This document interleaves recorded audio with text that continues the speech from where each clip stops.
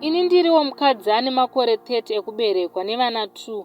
Murume akandiroora munhu uye anoda vakadzi zvakanyanyisa. So panguva yapfuura iyi ndaitoti baba vachinja unhu vamunhu kwaye, not knowing shiri ine muririro wayo haiuregi. Nezuro taendawo kwaifarwa nevamwe tikandofara zvakanaka-naka neshamwari yake nemudzimai wakewo.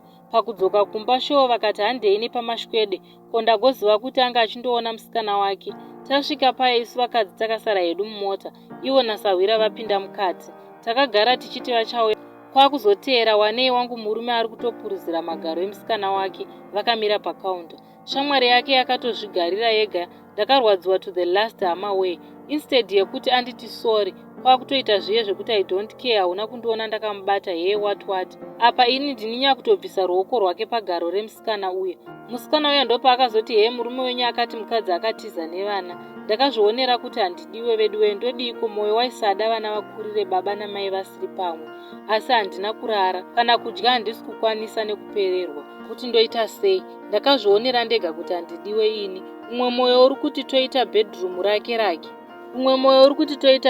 rake rake. Kwakugarira vana nekuti rudo chairwa hapana.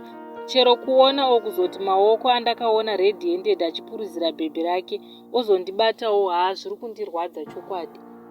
Saka ndibatsirewo hama dzangu kuti ndoita seiwo nesituation yakadai.